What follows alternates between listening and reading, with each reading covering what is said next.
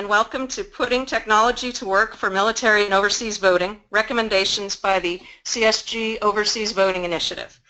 I'm Michelle Shafer, Senior Research Associate for the Overseas Voting Initiative at CSG. And on behalf of CSG, the Overseas Voting Initiative, and our Director, Kamanzi Kalisa, I'd like to thank you all for joining us. And I'd like to extend a special thank you to these panelists who we have with us who are joining us during a very busy election cycle, as I'm sure you can imagine. With us today we have David Beirne, Director of Voting Assistance for the Federal Voting Assistance Program, a department of the Department of Defense, Neal Kelley, Registrar of Voters for Orange County, California, Justice Wendland, HAVA Administrator for the State of Nevada, and Bob Giles, Director of Elections for the State of New Jersey. A couple of housekeeping items before we get into the substance of this webinar. First of all, we are being recorded, and the purpose of that will be so that we can post this session online so you and others can listen to this at a later time. It will be available on the Council of State Governments Knowledge Center in the next 4 to 5 days. People listening live now will get an email to let you know when you can go and listen to this, and we will also post this information on Twitter. So to begin with, the Council of State Governments Overseas Voting Initiative is a 4-year cooperative agreement between the Council of State Governments and the Department of Defense, specifically the Federal Voting Assistance Program. We've been working together for a couple of years now, and we'll be starting in 2014, and we'll be wrapping up our work at the very end of 2017. Recommendations for this technology working group that we'll be talking about a little bit today and what our focus areas are will be coming out in December 2016 at CSG's National Conference in Williamsburg, Virginia. So be on the lookout for those recommendations at the end of this year. And for additional information on work that we've done with our policy working group, you can also look on our website, and that information is posted in the notes for this meeting. We'd like to start by hearing from David Beirne. As I mentioned, David Beirne is Director of Voting Assistance for the Federal Voting Assistance Program. David has been there since 2010, and he oversees the direct support of military and overseas citizen voters who request voting assistance through one of FVAP's key customer support activities or through one of its stakeholder groups. He's also responsible with his team for implementing FVAP's overall research strategies and making sure these findings are integrated across the organization for the organization's director. Prior to joining FVAP, David served as Executive Director of the Election Technology Council, a national trade association of voting system manufacturers, and he operated his own strategic consultancy focused on election administration. David is going to talk to us a little bit about his views and the views of the Federal Voting Assistance Program regarding their vision on how the Overseas Voting Initiative Technology Working Group came to be studying the 3 areas we're going to be talking about today, which are data standardization, ballot duplication, and common access cards and digital signatures. So David's going to be giving us a little bit of an overview as to how we got there. David? Thanks, Michelle. It's my pleasure to be here, and I just want to thank the Council of State Governments for hosting this webinar. It's a great opportunity for us to discuss what the work that the Council of State Governments have been doing over the last couple of years, and special thanks to all of the members of our technology working group who've been committing themselves to a lot of time and energy to really help us understand more about how we can approach these issues. As Michelle mentioned, data standardization, ballot duplication, and the use of the CAC card, or Common Access Card as we refer to in the Department of Defense. These are 3 pressing issues that came about in terms of FVAP's desire to say what's on the leading edge as we look at technology solutions to serve members of our military who are deployed overseas as well as overseas citizens. And it really came about because when I first arrived at FVAP in 2010, At that time, we had a long outstanding requirement to conduct an electronic voting demonstration project, otherwise known as internet voting. Since then, in 2014, Congress repealed that requirement, and so for FVAP, it was really a matter of saying, okay, we looked at that issue. It's really an issue that's best left to the states in terms of whether they want to offer that type of method. Ours is all about customer service. That's our core mission here at the Federal Voting Assistance Program, and making sure we can inform our voters, the military and overseas citizens, about what options are available to them based on their state of residence. And that's really where we took a look at our research, both the surveys that we conduct after each election, as well as the use of other data that's available to us through our partners at the United States Election Assistance Commission, but to say what's the story we want to tell next, what's really the pressing issues. Data standardization for us came about in terms of not just looking at how the states perform overall, but to say, can we put more of a vision in terms of what's the voters' experience, what is exactly their experience? Are they successful? What's contributing to their success? Are they applying early for an absentee ballot based on, a soldier being deployed overseas? Are they leveraging our tools and resources, whether it's the federal postcard application that we prescribe or the federal write-in absentee ballot as a backup measure? So we really wanted to get to a more granular sense of what's the voter's experience and how can we improve our program elements here at the Federal Voting Assistance Program, or work with our key stakeholders such as state and local election officials who, just like our military, are serving on the front line when it comes to election administration. The other part was ballot duplication.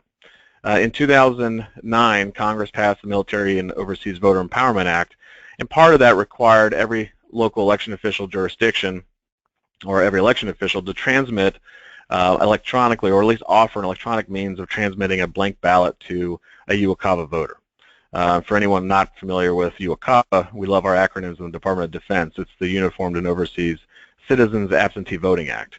But really the challenge is that with these new measures comes the unintended consequences of ballot duplication, and how do election officials deal with the challenge of a ballot that's been sent electronically and then it may come back to them through regular postal means. There are some definite technical implications.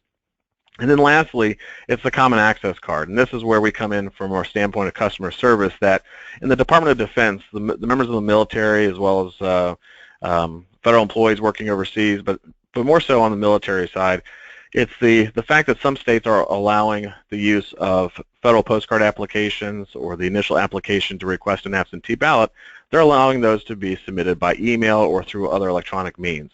And so the natural disconnect, and something we wanted to explore, was how can we leverage the Common Access Card and the accompanying electronic signature certificate to see if we can make this more seamless for the voter.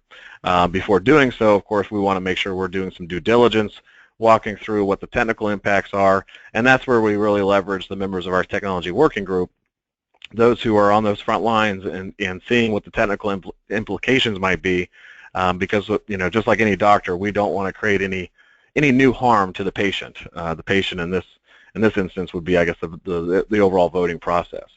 So that's in a nutshell in terms of how we looked at our research, how we were going to apply it in terms of our own program effectiveness, and then work with our stakeholders. And so the Council of State Governments has been a great partner so far.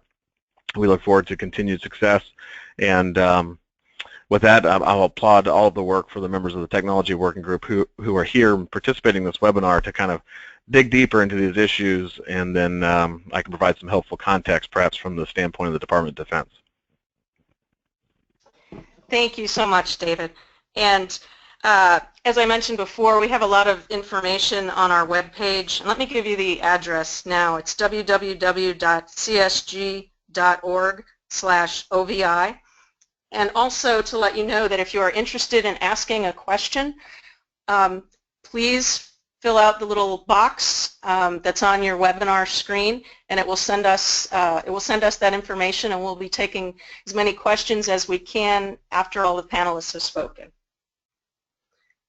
Next, we'll be hearing from Neal Kelley, and Neal is Registrar of Voters for Orange County, California, one of the largest voting jurisdictions in the U.S.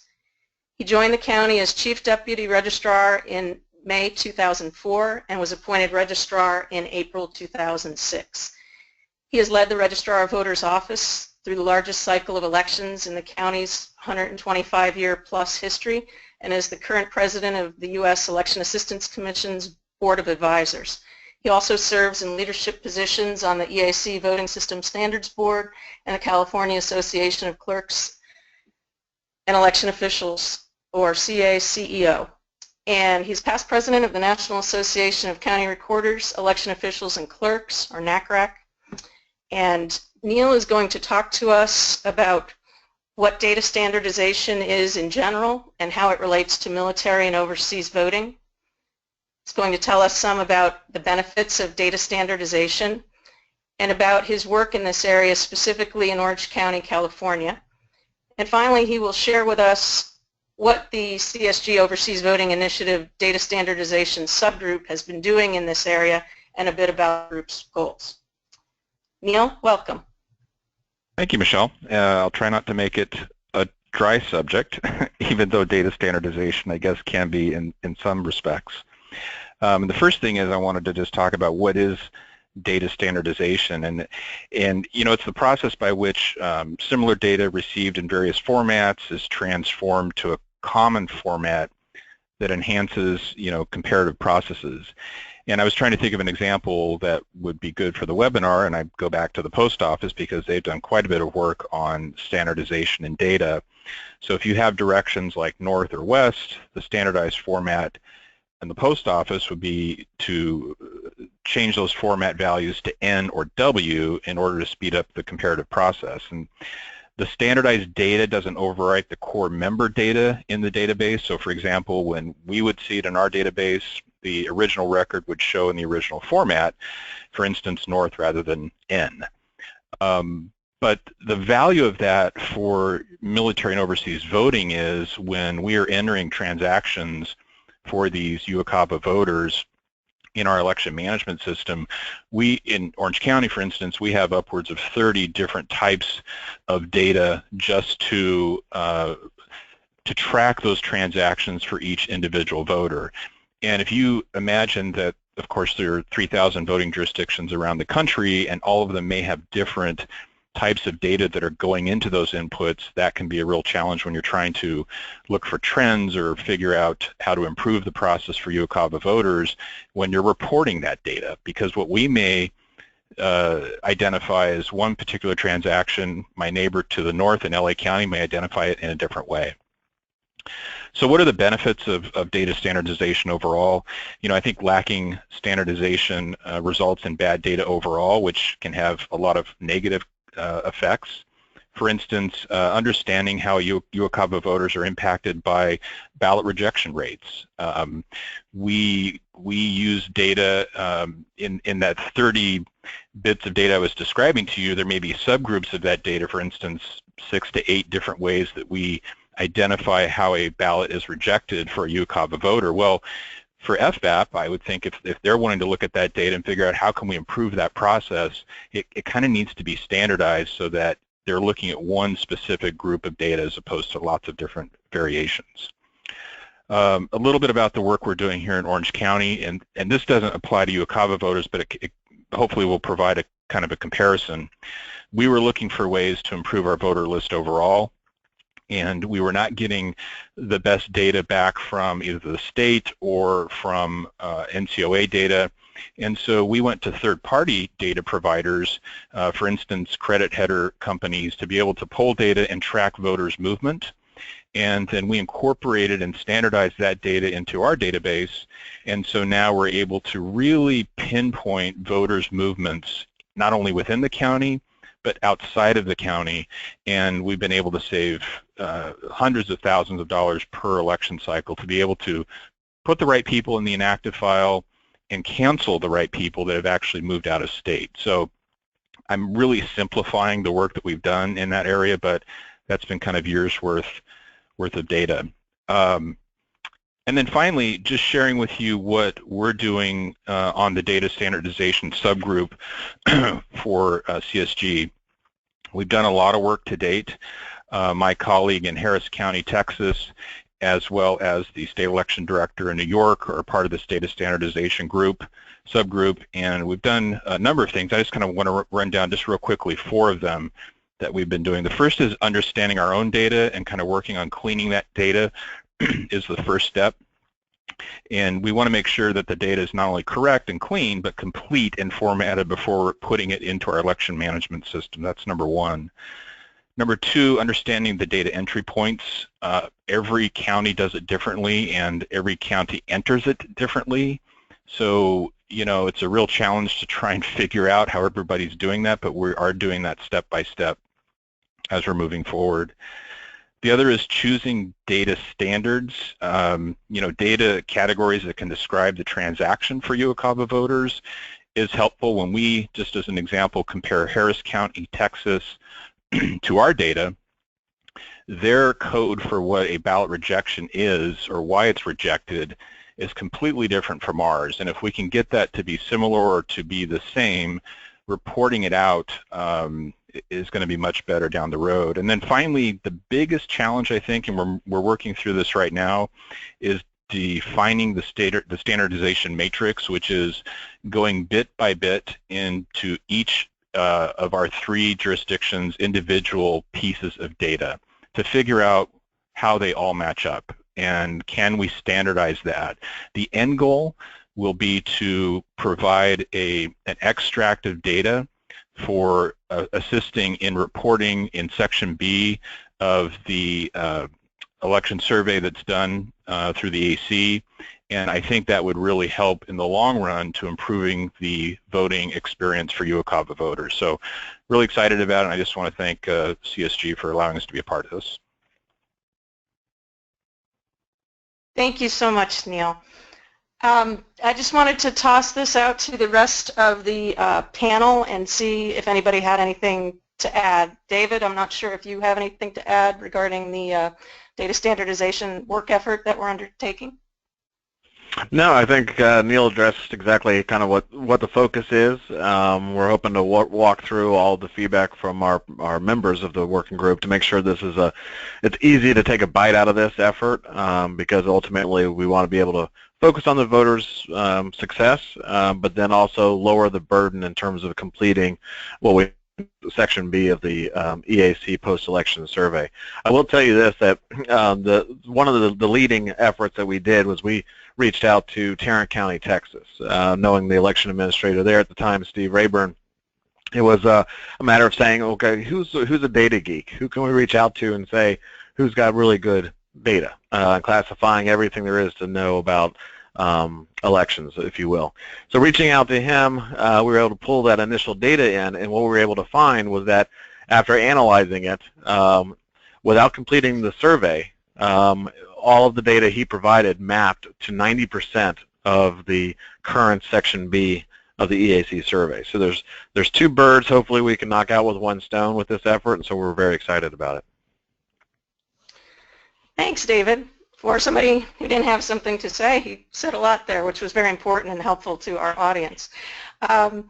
Next, we have Justice Wendland joining us. Justice has served in state election administration for over a decade, and currently he is the Help America Vote Act Administrator for the Nevada Secretary of State's office, where his responsibilities include implementing the provision of the Help America Vote Act of 2002 within the state.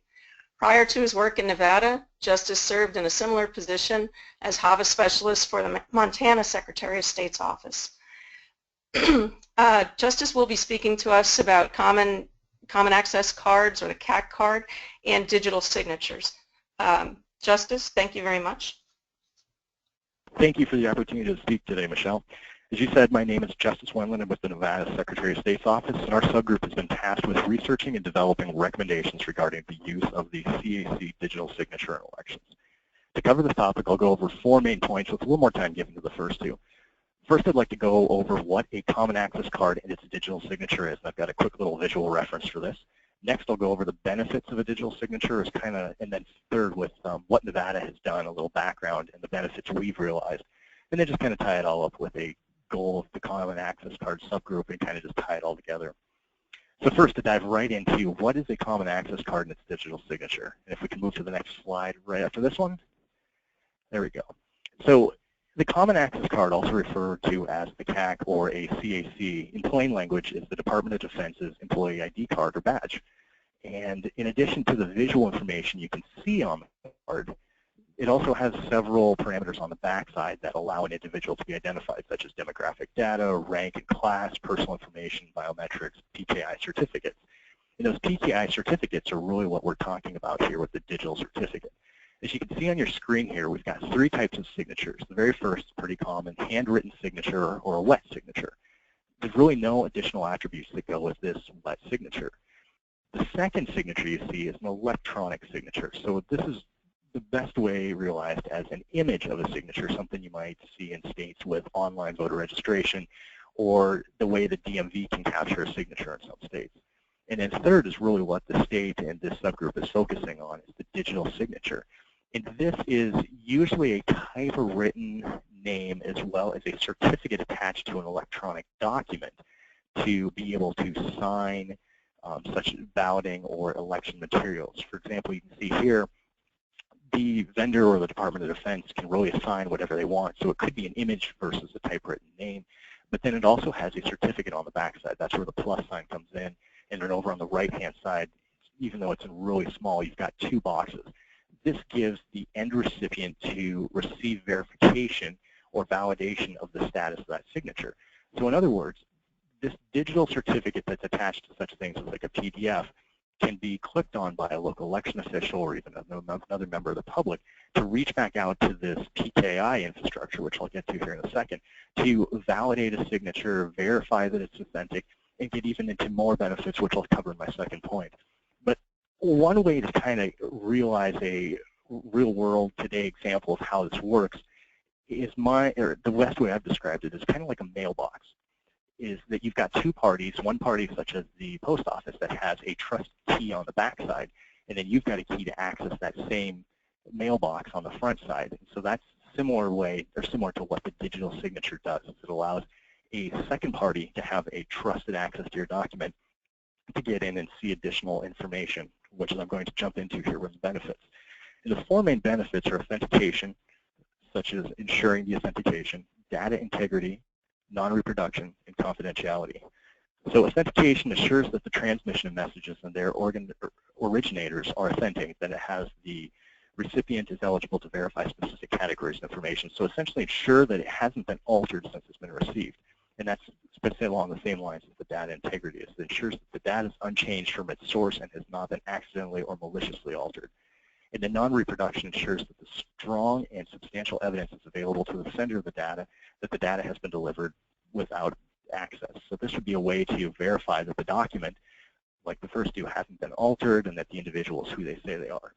And then finally, confidentiality, another aspect of the digital signatures that allows information to be essentially encrypted and only visible to those that's been given access to it. So with those 4 pieces, we can kind of jump into what Nevada's done and how we got to realizing the benefits that we have. So although Nevada has been permitting and allowing for the electronic transmission of elections and balloting materials since 2009, Nevada engaged into and received a research grant from the Federal Voting Assistance Program in 2014.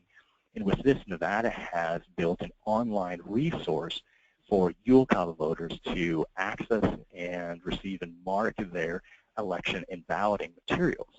And one thing that Nevada does, and I believe is the only state that currently does it, although some other states have the ability to perform electronic transmissions or receive other signatures, is that Nevada allows a UOCAVA member who has a common access card issued by the Department of Defense to sign their documents with a digital signature.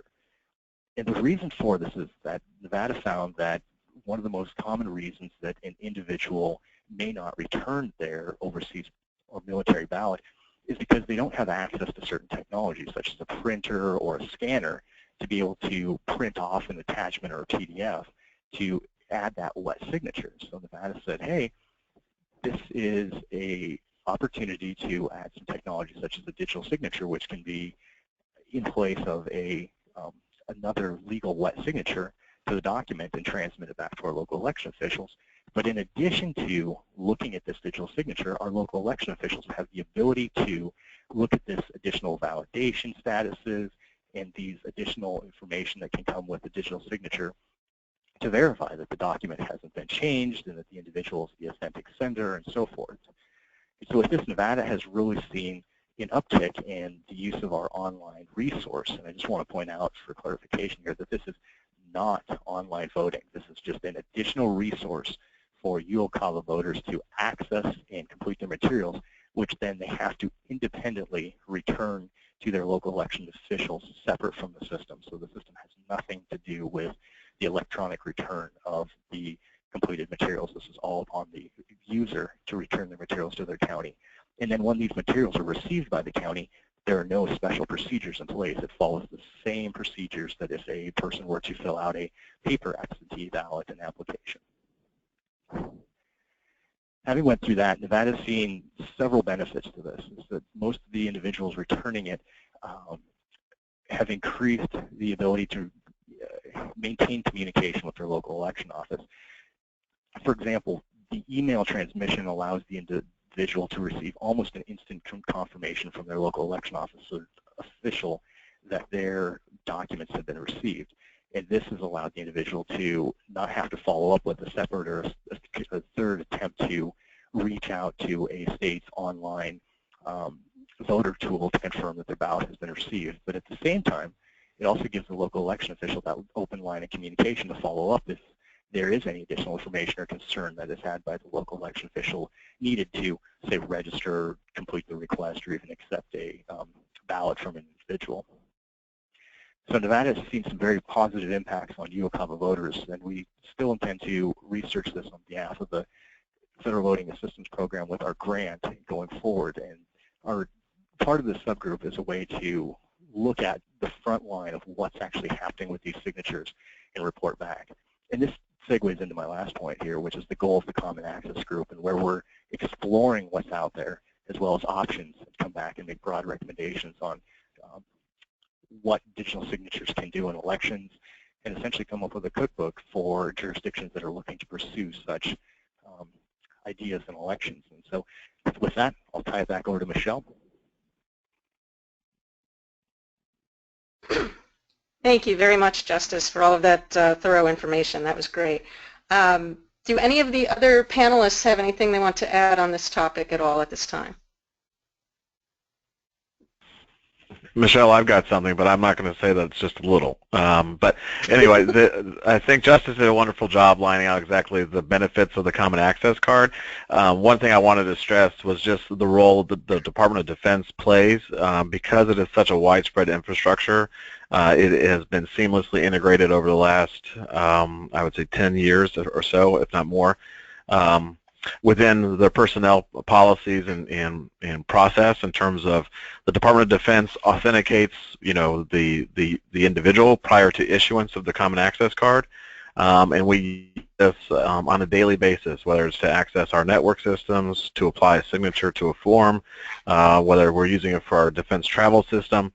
So it's really the benefit of how widespread its usage is, and I would say Justice in the state of Nevada is spot on in terms of we've been seeing the same thing in terms of our research, various interviews from the military to say, I use this every day in my normal course of events. Why can't I use it in terms of at least trying to apply for an absentee ballot? So all of that is about the customer service model, so we're definitely interested in knowing how this plays out. And I believe we've also been tracking that it's not only Nevada, but also I believe the state of Virginia, as well as perhaps a few others, have been examining this issue at least to start moving in this direction. Great. Thank you very much, David. That was great. Next, we are going to hear from Bob Giles, who is the Director of the Division of Elections for the state of New Jersey, and he's been there since 2008. Prior to that, he served as a local election administrator for the Ocean County Board of Elections in New Jersey from 1995 to 2008. And he's held various positions there, including investigator and voting machine technician, as well as assistant supervisor before becoming executive supervisor in 1998. Bob is involved in many election administration organizations, including the U.S. Election Assistance Commission's Standards Board and the Technical Guidelines Development Committee, or TGDC, as well as the National Association of State Election Directors, or NASED.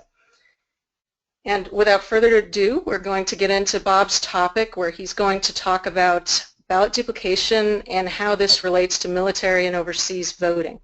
He's going to tell us about the different types of ballot duplication that are used by election officials throughout the nation, as well as talk about the benefits of the benefits to military and overseas voters and election officials to making improvement in the area of ballot duplication. Also, we'd like to hear what he's been working on in New Jersey in this area, as he's had a special project that he's been undertaking. We want to hear a little bit more about that, as well as his group's work in the area of ballot duplication for the CSG Overseas Voting Initiatives subgroup. So, Bob, stage is yours. Great. Thank you, Michelle, and I want to thank CSG and the Federal Voting Assistance Program to allow me to participate in this program and on this technology working group. What I'm going to talk about is ballot duplication, and just to give a quick overview of what ballot duplication is and how it relates to the military and overseas voter. For tabulation purposes, absentee ballots are basically treated like paper ballots in a polling place, meaning they are read by scanners. So military and overseas absentee ballots can be delivered and returned using several different methods. They can be sent to the voters by regular mail, email, or fax, or they can give the voter access to an online marking tool. The ballots can then be returned using regular mail, email, or fax as well. So what occurs then is this is where the issues arise, because ballots are not returned in a format that a scanner can read. So ballot duplication is the process of taking a non-machine readable ballot and duplicating it into a ballot that can be read by a scanner. So what we have done as a group, we started looking at the various ways ballot duplication is occurring around the country. And what we have found that some jurisdictions won't even duplicate the ballot, but rather just hand count the non-machine readable ballots and add those totals into their tallies manually. Some jurisdictions will manually duplicate the ballots by hand using a team of election workers, and this varies from jurisdiction to jurisdiction on how that process occurs. And then there's those jurisdictions using the online marking tool. The ballot will have a barcode printed on it that contains the votes cast, and that barcode can be read and transferred duplicate machine readable ballot. And those are the three main ways of addressing the issues of ballots being returned by either fax, email, or regular mail on a non-machine readable paper. So what we've done in New Jersey, we took a slightly different approach. We had applied and received an EASE grant for not only electronic ballot delivery, but also to address the ballot duplication issue. And the reason it was important for us in New Jersey, we took a slightly different approach than many states in our electronic ballot delivery. Rather than use a third party and use an online marking tool, what we did was we built a system into our statewide voter registration system that emailed a PDF of the ballot to the voter. And the reasoning behind that was the county clerks who create our ballots already create a PDF for the printed ballots. So we already had the ballots in place. And by building it into the statewide voter registration system, once the ballot is assigned to a municipality, ward, and district, the county clerks wouldn't have to touch the ballot again, and the system would be smart enough to know, just by looking up the voter, what ballot they are eligible for. So the other part of it was, because of the tight time frame to get ballots out, with the 45-day deadline of getting ballots out and actually developing a ballot, the thought was, rather than have to proof two systems, one, the PDF that goes out and creates the printed ballot, and then an online marking tool and proofing that system to make sure that is working properly, was a very tight time frame for our county clerk, so the thought was just let's go with the PDF and send that out to the voters via email if they wanted it that way. The problem was on the return end. It was great for the front end. It was quick. We were able to get the ballots out to our voters, but on the return, the ballots would come back either in regular mail on just 8.5 by 11 paper or European-style paper, whatever it would come back on, or it would come back fax or email with no barcode, so we weren't able to read a barcode to automatically make a duplicated ballot. So part 2 of our EASE grant was to develop a proof of concept to see if, in fact, we could use technology known as PDF scraping and take a ballot that was either emailed or faxed or sent regular mail and just scrape the information off of it and take that information and create a duplicate ballot automatically. And we were able to do that, and we were able to prove our concept. And as of right now, we do have a document out there through our grant that we're trying to finalize that so we can get that out to the public and include that in our group's work. There isn't anything in the marketplace right now for that, but our hope is once this proof of concept is out there that something can be developed. And what's nice is not only would it assist a jurisdiction that's not using a barcode, but for those jurisdictions that may be using a barcode and the barcode's unreadable or the ballot is damaged in some way, and some of the jurisdictions that are large and have a large number of UOCAVA ballots, this could definitely assist in those areas as well.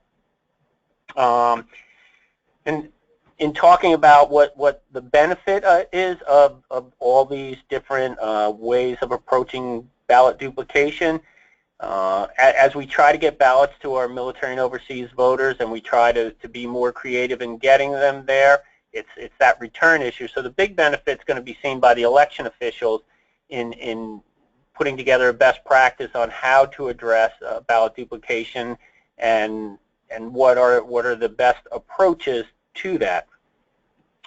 One of the big things we're doing right now in our working group is we're about to send out a nationwide survey to see how jurisdictions are currently addressing this ballot duplication issue.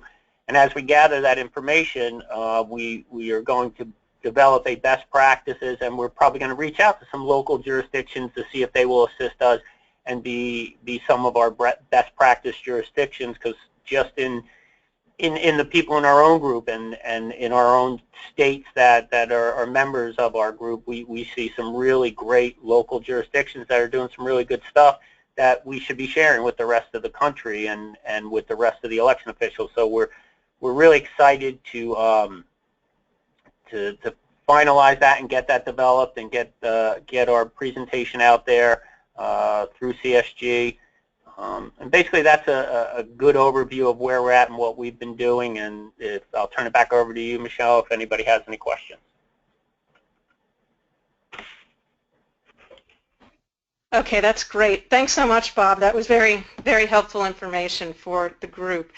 You guys have all done such a great job with very geeky topics and explaining those, and I really appreciate it. I'd like to see if anybody has anything else that they want to say in the area of ballot duplication and throw it out there.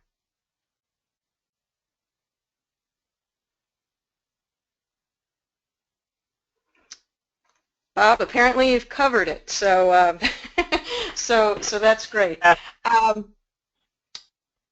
I want to remind folks again who are listening, if you have any questions for the panelists, please fill out the spot on the bottom right hand of your GoToWebinar tool and mark the question down. That'll get to us and we can ask the panelists. But if we don't have any questions, we'll go on and see if anybody here on this call has anything that they would like to add before we just have some closing remarks.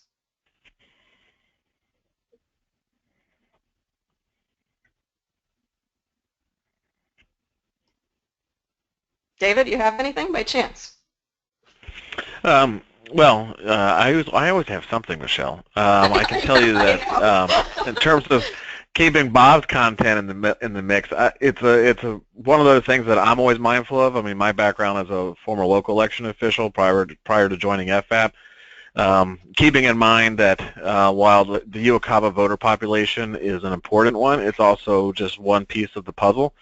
And when we have this type of technical impact to this electronic transmission of blank ballots, and then on the return side, I know I'm personally very mindful of what that impact might be, the cost implications, the technology implications.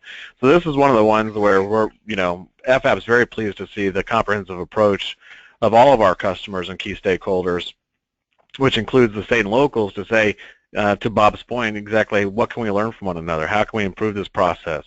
How can we make sure it's being done in a cost-effective manner? Anytime you're looking to develop a single solution just to serve a UOCAVA voter population, my concern is always about sustainability. So that's why I think these types of research initiatives, recommendations really have the potential to pay dividends for the future. Thank you, David. Well, I want to remind everybody once again to go to our website at www.csg.org/OVI and also to follow us on Twitter. And our Twitter handle is @CSGOverseasVote. And there you'll find a lot of the latest information on the work that these folks have described that we're doing. So we will be again, finalizing our recommendations, and, oh, hang on, we do have a question here. I'll get to that in a second. We will be finalizing our recommendations in December of 2016, this December after the election, and issuing those, and we'll have a more detailed paper that gets into a lot of the detail that these gentlemen here have discussed on this webinar. So that'll come out in early 2017. And all of the research projects and various working groups and all of our efforts will be all finished up in December of 2017. So you'll be seeing periodic communications and work that's issued from now until then. Okay, so the question that we have here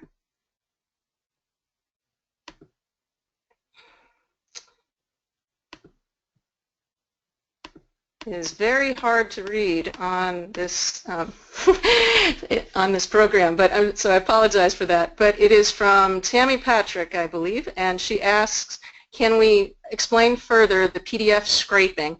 Is the ballot then generated by Ballot on Demand and sent through central tabulation? Bob, could you answer that, and also a follow-up to that, and is the auditing or proofing done from the electronic image? So, yes, concerning the PDF scraping, what it would do, there's a couple of ways it works. If it's a paper ballot that gets returned, it would be printed out, say it came over fax or it came via regular mail. You would put it into the scanner, and it would basically take the information off of that piece of paper or that ballot and transfer it to a Ballot on Demand system or printer that would then fill in the appropriate ovals. So what you have is a completed voted ballot that can be run through your central tabulation, and that was the whole point of that particular process. So you didn't have to either manually do that or hand count it. You could just scan these ballots, and the software would then identify the votes cast, identify the ballot style, and then create a machine-readable ballot based on that. Now, the ones that come back via email, you don't even have to print those out. You can just take the document, the PDF document, and load that directly into the software, and that would then create the machine-readable ballot. And for auditing purposes, both ballots would get a stamp on it, the same number. So you would have an identifying number to go back to the original ballot if need be during a recount to do a comparison of what's on the machine-readable ballot versus what came in, whether it was email, fax, or regular mail. I think that answered all the questions. Yes, I think that that sounded great, Bob. Thank you for answering that. And Tammy, if you're listening out there, I just want to mention it wasn't the problem with your question, it was the problem with my screen. So, so just to let you know that. Before we wrap up, I'd also like to acknowledge the other members of our technology working group who are not here with us on this call. Gloria Gino, Director of Elections for the State of Washington. She is the lead for our Common Access Card and Digital Signature Working Group. Marcy Andino and Paul Lux, who work with Bob Giles, who is our lead on the ballot duplication effort. And Tom Connolly, who is the Deputy Director of Public Information for the New York State Board of Elections. And Stan Stannard, County Clerk in Harris County. They both work in the data standardization area with Neal. Don Palmer is also an auxiliary member of the technology working group, and he is working in the Common Access Card area as well. So thank you to those folks as well as our team here on the phone. And again, we have recorded this. You will be receiving an email in the next 4 to 6 days to let you know when you can go and re-listen to this. And we'll be putting that out on Twitter as well so that people who weren't able to join us today can listen to the archive. So again, thank you to everybody for listening. And if you would like some further information, I've already given the website and our Twitter handle, but also you can contact us at our DC office. And the phone number is 202-624-3539. And Kamanzi Kalisa is our Director of the Overseas Voting Initiative, and he'll be there to answer your calls and questions. So thank you very much to everybody for joining us on behalf of the Council of State Governments and the Overseas Voting Initiative.